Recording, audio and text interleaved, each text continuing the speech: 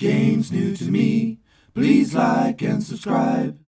Hey guys, Rob here for Games New to Me. Welcome back. I'm glad to have you for another hopefully entertaining video. And you know what? I've got a confession. It's true. There's something I gotta get off my chest.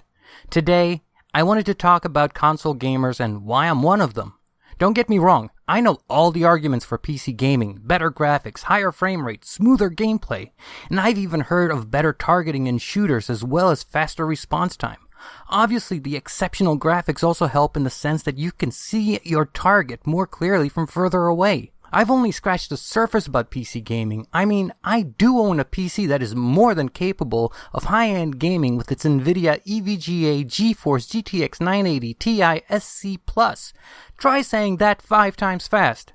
It's an amazing GPU and is VR ready. So what the hell, Rob? Why are you not a PC gamer? Okay, so having said all that, why do I consider myself a console gamer first and a PC gamer in a distant second? Let me give you some background. When I was a kid, computers were woefully underpowered. They were incredibly expensive and hard as hell to set up.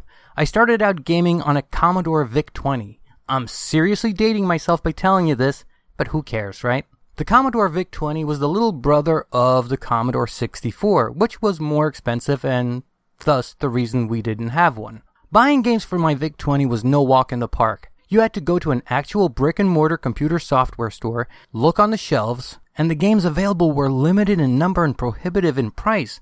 It was a very expensive hobby back in the 80s. In order to get my video gaming fix, I would buy these game code magazines, or a kind of softcover book, which had all sorts of code for all sorts of games in it. In the days before I learned to touch type, nobody even considers touch typing as anything special anymore, I would sit there and tap in thousands of lines of code into my VIC-20 and pray that I didn't make a single mistake in typing in that code. After many hours of typing in code, I would save the program. My nerves would be stretched thin. I typed that run command. I had no idea if the game would run or if I just wasted tons of time writing code for absolutely no return on my investment. You want to talk about a game that punishes the player? Yeah, these simple little games would punish me before I even got a chance to play them. It only took one line out of thousands of lines of code to have a simple mistake for everything not to work. Once in a while, a minor mistake in a line of code would still allow the game to play, though it would be quirky and act up and just be sometimes really difficult to play. Oh yeah, did I mention that the games I was coding in had vague descriptions regarding what they were actually about? So I could have spent tons of time typing in code, get it all perfect, run the game, and find out that it's just a terrible, horrible, awful game. This does show you the dedication I had to gaming even as a young kid. I had another couple different PCs after that, including a used Apple II Plus. Karateka was incredibly fun to play on that, and is still a very fun game to this very day, which I play using an emulator, of course. Anyway, one day after years of dealing with bargain basement computers and the best games I could afford, the Nintendo Entertainment System came out, and the angels sang. The moment I got the NES, I was in love.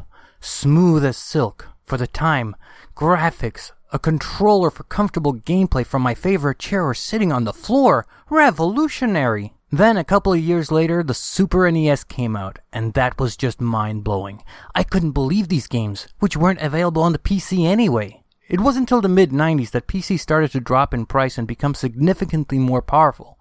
But even then, if I wanted a PC that could play games as smoothly as my Super NES or Sega Genesis, I'd have to cough up way more money than I could afford to spend, and I still wouldn't have the Nintendo games I'd fallen in love with. So I stayed with consoles. The Nintendo 64, the Sega Dreamcast, the PlayStation. At that time, consoles were where it was at for quality video games and a great gaming experience. By the time of the PlayStation, PC gaming was starting to catch up, but it was still cost prohibitive even if some PCs could outperform the PlayStation. So you see, when I was growing up, console gaming was there for me. It was available to me, it wasn't cheap, but it wasn't cost prohibitive. I could, with a reasonable degree of certainty, ask my parents for a video game for either my birthday or Christmas or both and likely get it. I remember thinking, when the NES came out, why can't the PC play video games like this thing can? Probably some of them could, but none of them were within my budgetary reach. PCs were meant for business, and spreadsheets and Microsoft Office, most people back then didn't think of the PC as an entertainment platform. Some certainly bucked the trend and built computers to entertain them and for gaming, but it wasn't the norm. At least not the way I saw it at the time. So that's my big confession. I am a console gamer. I grew up with consoles. Yes, I did buy a gamepad for my PC, and I use it whenever I find something on Steam that catches my interest, but it's not the norm. I will tell you this. I played BioShock Infinite originally on my PC with all settings maxed out, and it was ridiculous how amazing everything looked and played. Inevitably, I kept going back to my PS4 when I just wanted to game. This is not a defense of consoles. This is not a comparison between consoles and PCs. This is certainly not a PC master race versus, quote, console plebs video. This is my story and why, even knowing everything I know my PC can do, I remain a console gamer. So that's it. That's my story. Anyway, guys, thank you so much for watching. You guys are the best. To my subscribers, I love you guys. You make this channel better because you make me want to try that much harder for you. If you just stumbled across this video, won't you please click that subscribe button? I'd love to have you as a subscriber. You'd be helping to grow the community surrounding this channel, and you get the added benefit of always being notified whenever a new video goes up on the channel. Thanks again, guys. This is Rob for Games New to Me saying, enjoy whatever gaming platform that brings you the most joy. Be good to each other, and I'll catch you next time. Take care. Bye-bye.